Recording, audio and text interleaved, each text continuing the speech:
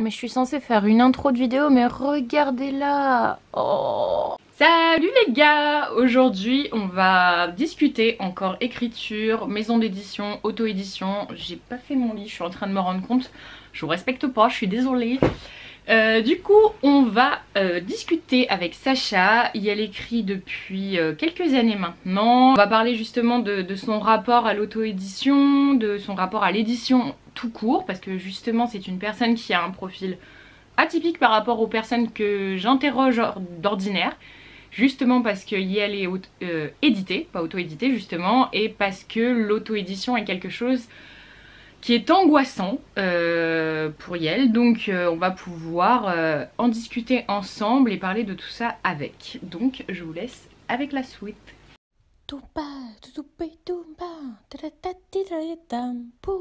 Hello, tu m'entends? Mais du coup ça va? Je te prends un peu sur le dimanche. Ouais, ça va et toi? Ça va, ça va. Est-ce que tu veux te présenter pour mes abonnés qui ne te connaissent peut-être pas? Sacha, je suis auteurice éditée en maison d'édition. J'écris principalement de la romance pour l'instant. Et dans la vraie vie, je suis ingénieure. Tu écris depuis longtemps ou c'est quelque chose qui t'est mis sur le tard? Alors, j'écris depuis que j'ai 8 ou 9 ans. J'en ai aujourd'hui 24. Donc ça fait un petit moment déjà. Tu écrivais quoi? Des fictions, des fanfictions, des petites poésies? Alors j'ai toujours écrit des romans. Plutôt sous quelle forme? Mais j'écrivais surtout des débuts de romans. Genre les 3 premiers chapitres, après je changeais d'idée, etc. J'écrivais de la fantaisie principalement. Et qu'est-ce qui t'a donné envie de partager tes textes? Est-ce que t'as fait partie de ceux qui se sont mis sur Wattpad, qui ont partagé sur les réseaux, des choses comme ça? Alors, ou pas en fait, j'ai jamais partagé mes textes sur internet. Enfin, jamais. Il y en a quelques-uns. Ouais. Mais on va dire que c'est à peu près 10% de ce que j'ai écrit. Donc, c'est pas... Et quand c'était partagé sur internet, c'était généralement parce qu'il y avait des concours sur internet. Mon but, moi, ça a toujours été de publier en maison d'édition. Du coup, quand je publiais sur internet, c'était surtout pour avoir... Soit c'était des extraits pour avoir des retours, soit c'était pour essayer de gagner un contrat d'édition. Voilà. Et je sais plus pourquoi j'ai eu envie de me faire éditer en maison d'édition. Ça date un peu. T'avais montré à tes proches, je sais pas, à ta famille, pardon, à tes potes et tout, ce que t'écrivais. Enfin, est-ce qu'ils étaient au courant que t'écrivais avant d'être édité ou pas? Alors j'ai commencé à écrire avec des potes, mais on était en 6e, du coup bon. Ah ouais, trop bien. On était en 6e, je devais avoir 10 ans, un truc comme ça, on écrivait ensemble. Mais sinon. Je me suis pas beaucoup fait lire avant de tenter la publication. Moi j'avais 16 ans, j'étais un peu bête, je pensais que je pouvais me faire éditer sans me faire relire et avoir des retours. Ouais mais ça on y croit tous au début, c'est normal. J'étais pas le couteau le plus aiguisé du tiroir quand j'avais 16 ans. Mais je pense que c'est normal quand on a 16 ans. C'est le temps d'apprendre aussi comment ça marche, le métier du livre, tout ça. Enfin, c'est vrai qu'au début, on se dit juste allez, on écrit, et puis au final, il y a tellement d'étapes intermédiaires avant. Ouais, mais du coup, je me faisais pas lire parce que mes potes lisent pas, et mes parents, je sais pas, j'avais pas envie. Genre, ouais, je comprends. J'étais pas forcément très à l'aise avec l'idée de leur faire lire un truc qui était pas super bien et tout. Mais ils savaient que t'écrivais quand même? Je pense, oui. Ouais. On n'en parlait jamais, du coup, on a commencé à en parler, du coup, quand j'avais genre 17 ans, 18 ans. Ok. Et voilà. Tu t'es fait éditer quand, du coup, pour la première fois? Bah, mon premier bouquin est sorti en février de cette année. Oh, félicitations. C'est chez quelle maison d'édition, toi, déjà? Je me rappelle plus. Du coup, il y en a 3 différentes. Il y a Hermine Books, qui est devenue JS Édition. Il y a Évidence Édition et Destiny Édition. Toi, tu imaginais pas forcément passer par la case auto-édition, du coup, t'avais vraiment pour projet de faire de la maison d'édition ou Ouais, alors, c'est pas parce que c'est plus prestigieux ou quoi. Au début, je pensais ça, enfin, voilà, mais j'ai jamais pensé que l'auto-édition, c'était pas prestigieux. En fait, quand j'ai découvert que ça existait, je me suis juste dit, genre, waouh, trop de travail, la maison d'édition, c'est bien. C'était une solution de flemme, en fait. Bah, c'est vrai que la maison d'édition te délègue de beaucoup de travail et ça te permet au moins de te concentrer sur les écrits, les choses comme ça, même au niveau de la couverture. C'est eux qui l'ont fait du coup ou c'est toi qui as proposé quelque chose? Alors les couvertures, c'est eux qui les ont faites, c'est eux qu'on... Alors pas les titres, c'est... Moi je déteste trouver mes titres. Ah Et du ouais? coup, il y a C'est marrant. certains de mes romans dont les titres ont été modifiés, enfin dont le titre a été modifié, les autres ils m'ont laissé me débrouiller et du coup j'aime pas trop les titres. Parce qu'en fait, je déteste vraiment trouver les titres, c'est une Mais ouais, épreuve à c'est chaque marrant fois. ça, ce blocage au niveau des titres. Mais en fait, c'est autant en fantasy, je trouve c'est assez facile parce que généralement il y a des Mm. concepts forts qui font que c'est pas trop dur de trouver un titre. Autant en romance ou des trucs comme ça, bah il y a deux gens qui J'avoue. tombent amoureux. Le concept, il n'est Voilà. pas suffisant pour trouver un titre qui est intéressant. Les maisons d'édition m'accompagnent vraiment sur tout le processus, plus ou moins bien. Je pense qu'on va en Oui. discuter à un moment, mais voilà. Oui, bah justement, c'est ce que j'allais te demander au niveau, toi, de tes expériences avec les maisons d'édition.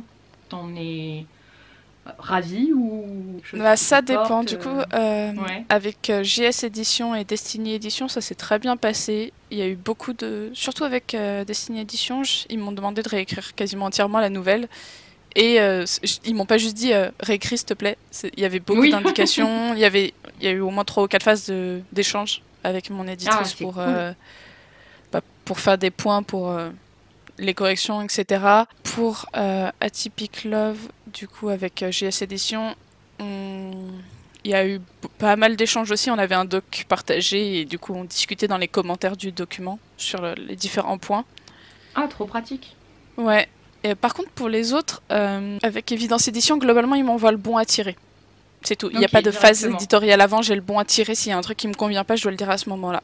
Dans Bah, en l'édition ou fait, les éditeurs, ils du coup. font la correction éditoriale et Ok. la correction orthographique, etc.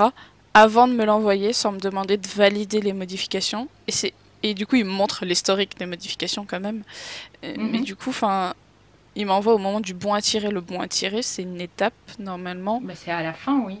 C'est tout à la fin et c'est une étape pour vérifier qu'il n'y a plus aucune coquille. Donc normalement, il devrait y C'est avoir une ça. phase de correction éditoriale où je valide les corrections orthographiques qui sont validées aussi.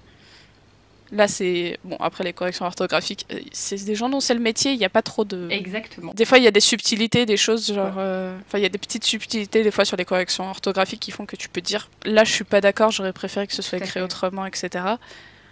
Et c'est pour ça que c'est validé aussi. Et après, il y a le bon à tirer où là, c'est vérifier qu'il n'y a pas de coquille, que la mise en page est bien, etc. Que c'est très bizarre de Et faire du coup, moi, ça à ça ce m'énerve moment-là. qu'ils me l'envoient à ce moment-là parce que du coup, bah, je peux pas modifier, moi. Enfin, Bah, ou alors, faut que tu leur demandes 50 000 modifs et du coup, c'est plus du tout un bon à tirer. ouais, Enfin, voilà. c'est. Sachant qu'en plus, je n'aime pas du tout la méthode de correction de Évidence Édition. Enfin, pour moi, c'est l'Académie française qui corrige mon bouquin et je trouve pas ça pertinent Ouf. parce que, par exemple, il y a des adolescents qui vont parler, Oui. enfin des adolescents, des gens qui ont une vingtaine d'années qui vont parler, qui dans leur dialogue vont dire par contre, Oui. et la personne qui corrige va me faire remarquer que par contre, ce n'est pas grammaticalement correct et qu'il faut que j'écrive en revanche. Ah oui, mais c'est un Est-ce que tu dialogue. imagines vraiment une personne de 20 ans dire en En, revanche à en l'oral? revanche. C'est des personnes qui vont me reprocher quand je mets pas le nœud de la négation, Ah. des trucs comme ça, dans les dialogues. Dans les dialogues surtout. Du coup, moi j'ai abandonné parce que je vais pas discuter sur la méthode de correction Oui, de oui, la oui. maison d'édition.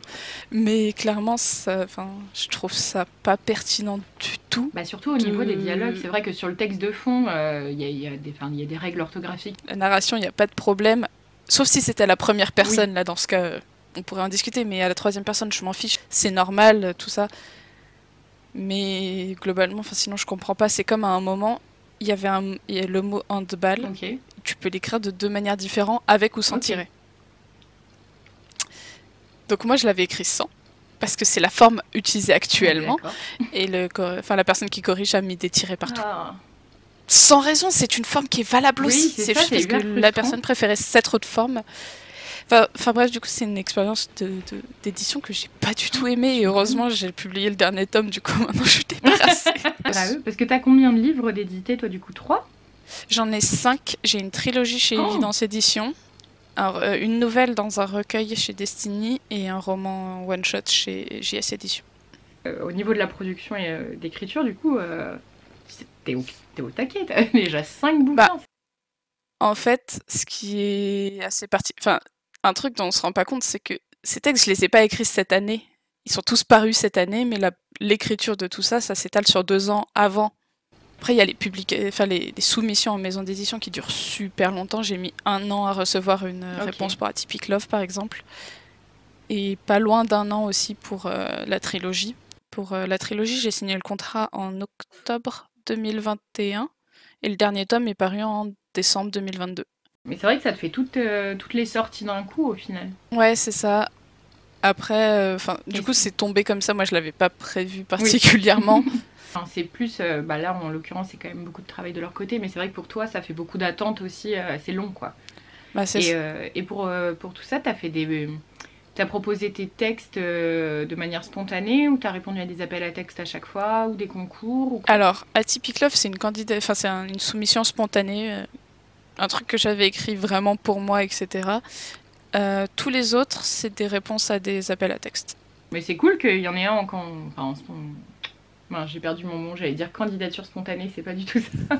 En proposition, en tout cas spontanée, qui était retenue, c'est vachement chouette. Ouais, c'était un peu inespéré. Parce que la réponse est arrivée tellement tard que j'avais un peu abandonné. Oui, c'est ça, c'est que c'est tellement long les réponses de maisons d'édition que souvent t'oublies un petit peu. C'est ça. Tu continues ta vie. Dans l'idée, t'as envie de pérenniser cette expérience avec les maisons d'édition? T'as envie de publier d'autres choses? T'as écrit d'autres choses que t'aimerais proposer ou... Alors actuellement, j'ai 2 romans qui sont étudiés par mon éditrice chez JS Éditions. Okay, top. Du coup, que je lui ai envoyé directement pour qu'elle puisse me dire si ça l'intéressait ou pas. C'est l'avantage d'avoir un bon contact aussi avec sa maison d'édition. J'ai un très bon contact. C'est pas comme s'il y avait... j'avais le contact d'une personne qui était tout en bas de la hiérarchie et que c'était beaucoup plus haut que ça se décidait. Là, c'est mon éditrice qui gère tout. C'est elle qui décide si elle va me publier ou pas et c'est elle avec qui j'échange régulièrement. Et tu fais, toi, des salons du livre, des dédicaces, des choses comme ça? Alors, je vais en faire en 2023. Je vais faire le salon fantastique à Paris. Le salon du fantastique, je sais plus. Je vais aller vers Villefranche-sur-Saône, donc pas loin de Lyon, en mars. Et peut-être d'autres salons du côté de la Bretagne, Normandie, etc. Parce que c'est là que la maison d'édition est basée. C'est un peu loin, du coup, c'est pour ça que j'en ai pas trop fait jusque-là, parce que faut que je prévoie 4 heures de déplacement aller dans le week-end, ce qui est pas forcément évident. Ça te stresse un peu ou c'est quelque chose que tu as vraiment envie de faire? Alors moi, je suis pas très à l'aise à l'oral, en public, pour discuter avec des gens, etc. Mais après, c'est sur mes bouquins. Donc normalement, je les connais bien. Normalement. Donc je devrais m'en sortir pas trop mal. J'ai déjà dû pitcher mon roman, parce que forcément, il y a des gens que je connais qui me demandent de quoi ça parle, etc. Donc j'ai dû déjà un peu le pitcher, je me dis que ce sera pas trop dur. Et du coup, toi, à long terme, t'aimerais en faire ton activité principale ou t'aimes bien justement ce côté où justement t'es ingé à côté et en plus t'es auteuriste? Alors mon rêve, c'est de pouvoir vivre de l'écriture, mais pas que de l'écriture, parce que j'ai des activités à côté. Je fais notamment des corrections, des lectures sensibles, etc. Donc j'ai d'autres activités en lien avec l'écriture et j'aimerais bien pouvoir en faire une vraie activité. Sauf que ça nécessite déjà pas mal de galères administratives pour créer un statut d'auto-entrepreneur pour tout ça. Donc de gérer son entreprise, ce qui n'est pas toujours facile. Et ça nécessite aussi d'avoir un revenu, de pouvoir se dégager un revenu, alors que c'est des choses pas du tout régulières. Bah c'est ça. Ce qui est très compliqué, surtout à gérer.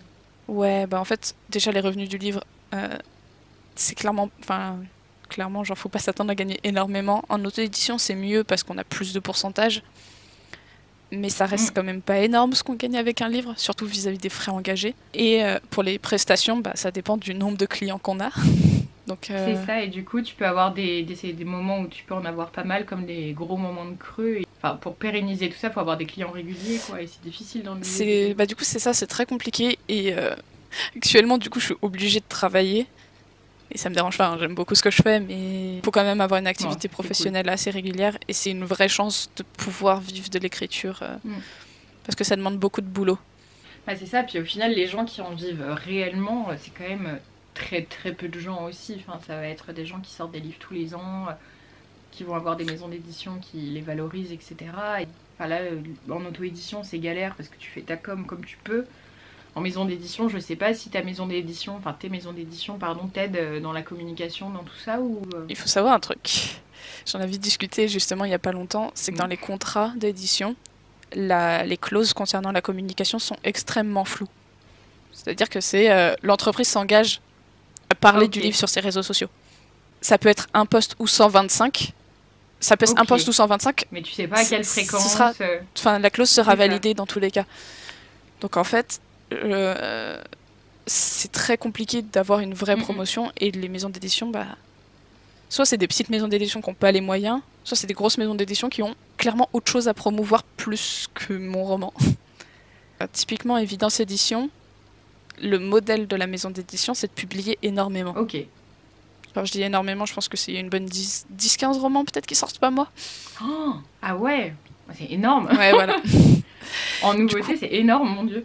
Oui, mais du coup, en fait, on s'en rend compte sur les réseaux sociaux. Il y a des posts tous les jours qui parlent de nouveaux romans. Ce qui fait que c'est... Oui, donc le tien, il passe un peu à la trappe. Exactement, final, alors que les deux autres maisons d'édition, c'est des plus petites structures qui vont régulièrement parler de mes romans, mais qui vont pas forcément avoir une énorme communauté, etc. Pour les services presse, c'est pareil. Il y a des gens qui sont très connus, qui ont une grosse communauté, et dans ce cas, leur service presse, c'est cher. Parce que c'est un truc qu'on vend. Oui, en plus, ouais. Du coup, mais les petites maisons d'édition vont envoyer à des petites influenceuses sur Booktube, Bookstagram, etc.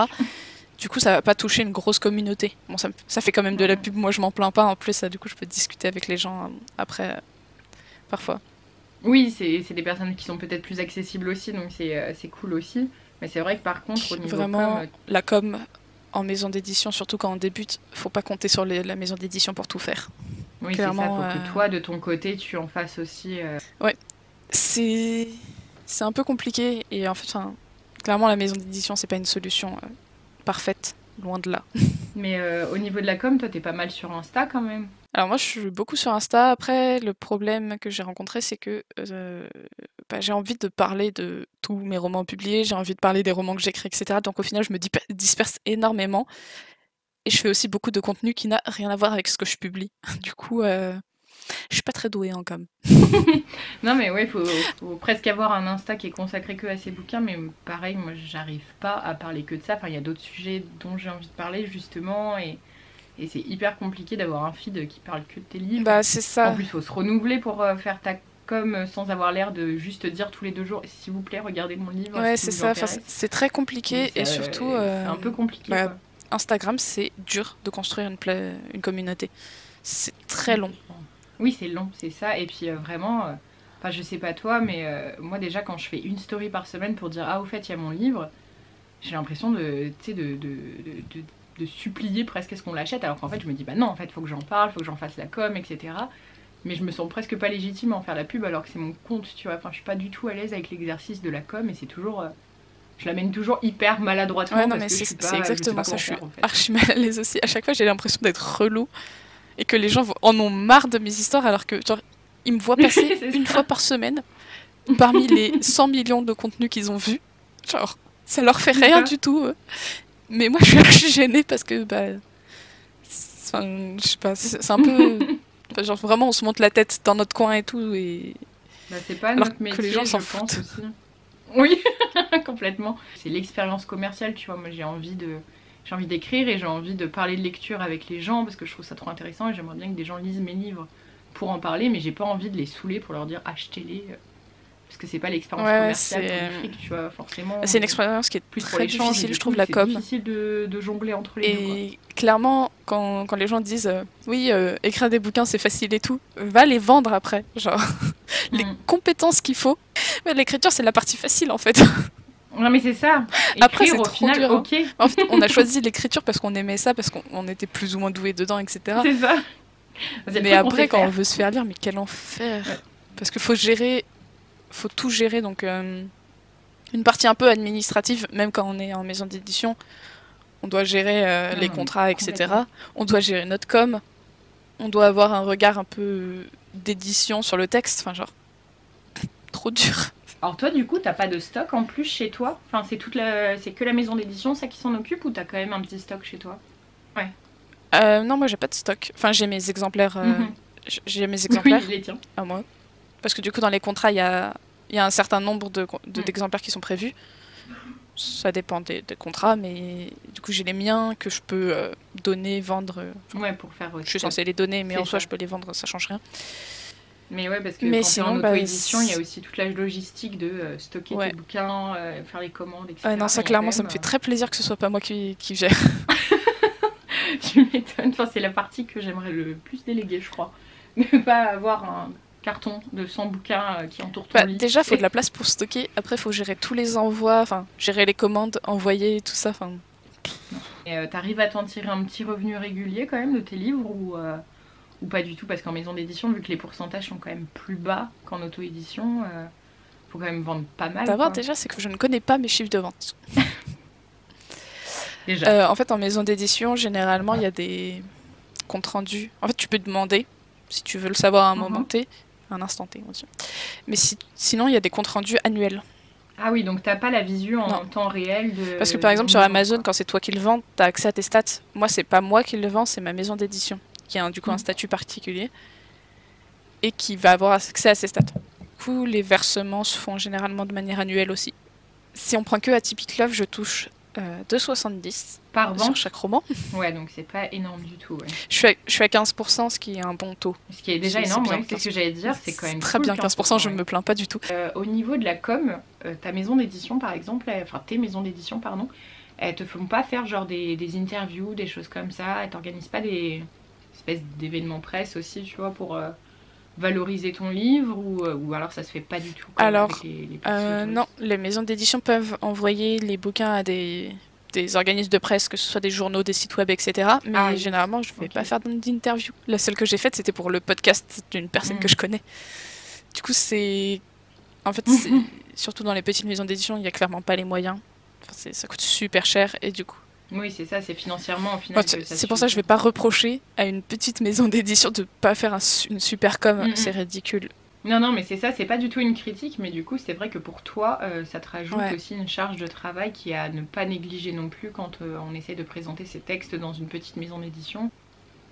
Ouais, c'est ça, c'est beaucoup... Enfin, même en maison d'édition, faut pas croire que c'est facile et que tout va se gérer. Il y a quand même une grosse part, après la sortie du bouquin, à faire pour continuer à le vendre, etc. C'est quelque chose que tu envisages de continuer, que tu as envie de vraiment te lancer dans cette voie-là, quoi. Ouais. En fait, j'ai trouvé une maison d'édition avec qui ça se passe vraiment bien. Enfin, avec qui je peux... Enfin, j'ai un bon lien, avec qui je peux échanger, qui partage la même vision que moi de l'édition. Parce que c'est un autre truc, c'est que les maisons d'édition, faut trouver... Enfin, il y a des valeurs dans une maison d'édition, faut pas l'oublier. Et c'est à prendre en compte parce que ça peut être compliqué. Moi, j'ai eu des problèmes avec certaines maisons d'édition qui m'ont fait des retours quand j'ai essayé de publier Atypique Love. Genre, clairement, enfin moi, c'est un roman que j'utilise pour parler de mon identité, etc., de beaucoup de choses. Et des maisons d'édition qui traitaient ça comme un sujet marketing. Et qui me disaient, bah, on a déjà prévu de publier ça. C'était le seul livre qui traitait de non-binarité dans leur collection. Ils avaient prévu d'en publier un, et du coup, pas deux. Enfin, clairement, quand tu vois des trucs comme ça... Et du coup, ils en voulaient pas d'autres. J'ai même une maison d'édition qui m'a fait un retour, genre, oh, il y a peut-être beaucoup d'inclusivité là-dedans. On partage pas les mêmes valeurs. D'accord. Oui, non, c'est ça aussi, parce que si tu commences à parler comme ça, enfin, même si ton texte, imaginons, est accepté, t'as pas forcément envie de travailler avec ce type de personne. Ouais, c'est ça. C'est compliqué, tout le travail éditorial, c'est un enfer. Puis même la com, elle va pas être ouais, il y a un gros problème aussi au niveau de la com qui va utiliser ça comme quelque chose à mettre en avant, etc., d'une manière qui, des fois, est vraiment objectifiante. Je sais pas si c'est clair. Oui, oui, c'est ça. Il y a beaucoup de maisons d'édition qui l'utilisent parce qu'ils estiment que c'est un sujet à la mode. Et en plus, ça peut être difficile. Il y a un sujet, du coup, c'est quand on publie des romans avec des identités un peu marginalisées, etc. L'idéal, c'est de pouvoir faire appel à des lecteuristes sensibles, du coup, des personnes concernées qui vont vraiment relire pour essayer de faire la meilleure représentation possible. Il y a plein de grosses maisons d'édition qui n'ont pas envie d'en embaucher. Oh, mon Dieu. On sait pas trop pourquoi. Autant les petites maisons d'édition qui des fois disent bah niveau budget ça va être compliqué. Je veux bien, enfin je peux comprendre ça. Les grosses maisons d'édition qui veulent pas dépenser genre 500 balles pour s'assurer qu'il y aura pas de polémique en plus, parce que forcément ça fait polémique quand ils écrivent, quand ils laissent publier n'importe quoi. C'est pas forcément aux autoristes. Ah non, c'est sûr. Puis en plus, sur les budgets du livre, 500 balles, Bah, ça c'est rentre ça. dans leur budget, dans les grosses maisons d'édition. Les grosses maisons d'édition sont pas short à ce point sur leur budget, donc c'est un peu compliqué parfois. Toute la question LGBT, QIA+, pardon, elle est hyper maltraitée par beaucoup de maisons d'édition qui s'en servent vraiment comme regardez, on est inclusif, regardez, on fait les choses bien, alors qu'ils en sortent. Les maisons d'édition ont compris que ça se vendait. Ils appellent leur quota du coup, commercial. Faut pas oublier que ce sont des entreprises et que c'est des entreprises qui souvent n'ont pas beaucoup d'éthique sur le sujet.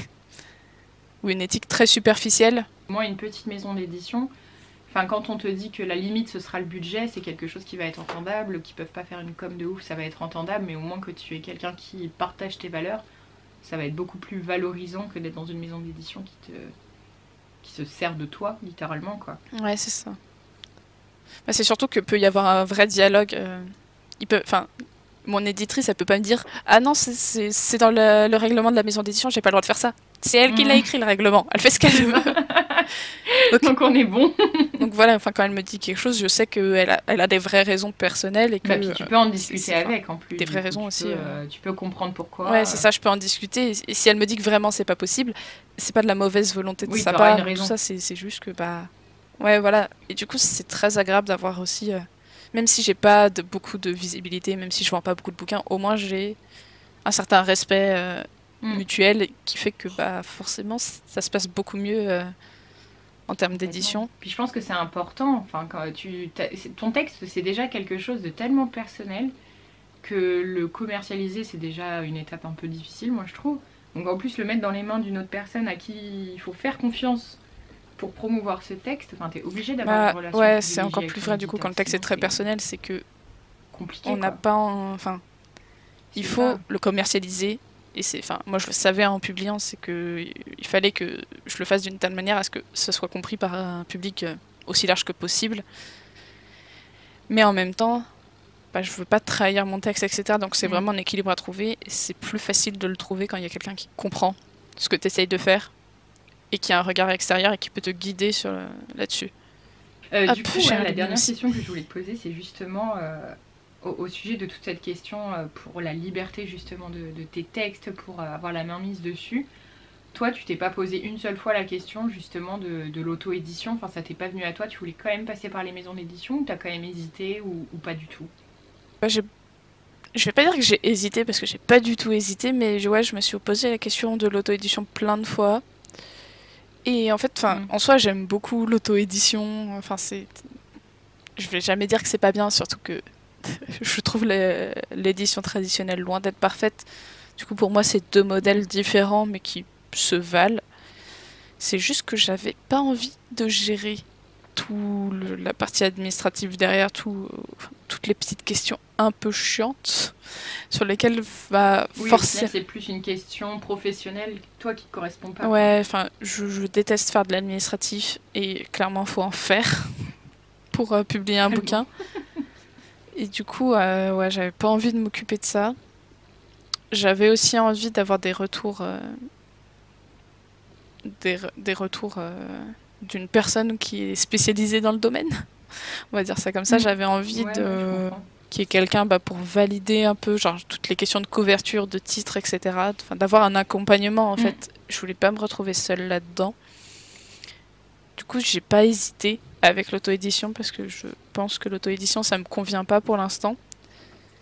Mais peut-être que ça changera à l'avenir. C'est juste que pour le moment, j'ai vraiment pas envie de ça. Pour le moment, toi, tu te sens plus à l'aise. Voilà, c'est ça en maison d'édition. Ouais, c'est ça. En tout cas, c'est cool. Au moins, tu sais ce que tu veux et ce que tu ne veux pas. Et c'est pas pour autant, justement, que tu es... t'es pas du tout contre l'auto-édition, justement. C'est ça qui est cool. Mais c'est bien aussi de reconnaître ses limites au niveau du travail. Parce que... Ouais. Je pense que c'est une erreur. C'est déjà tellement de taf, un livre. Je pense que c'est une erreur de se lancer dans l'auto-édition sans avoir conscience de la quantité de travail que ça représente. Je pense que c'est super l'auto-édition, mais il faut vraiment être préparé à tout ce que ça va imposer parce que sinon, ça peut être très décevant. Puis au niveau santé mentale, moi ça m'a flingué plus d'une fois. C'est énergivore au possible, donc faut quand même être bien entouré et prêt à se lancer dans tout ça quand même, parce que c'est quand même un peu fatigant. alors que ça l'est déjà en maison d'édition.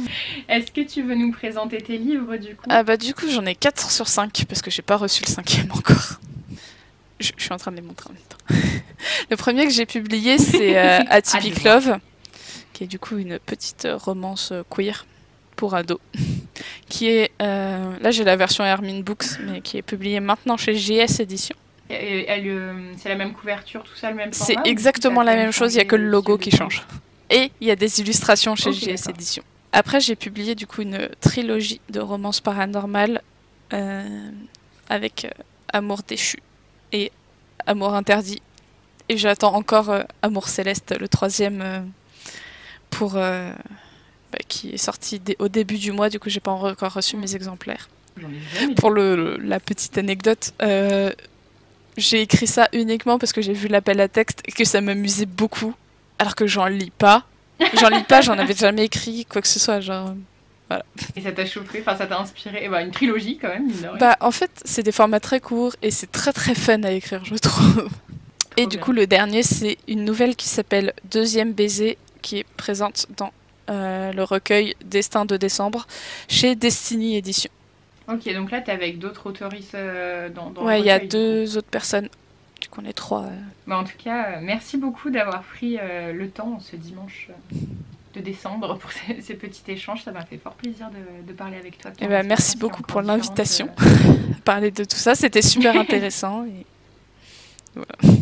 Maintenant, je suis contente parce que je suis ton compte depuis super longtemps maintenant. Et j'aime beaucoup ce que tu fais sur Insta en tout cas. Et du coup, ça me fait vraiment plaisir de pouvoir parler aussi d'auto-édition avec une personne qui n'en fait pas, de parler d'édition aussi. Enfin, c'est hyper intéressant. Donc merci à toi encore une fois. Voilà. Je sais pas quoi dire. T'inquiète, ça clôturera comme ça, il n'y a pas de souci.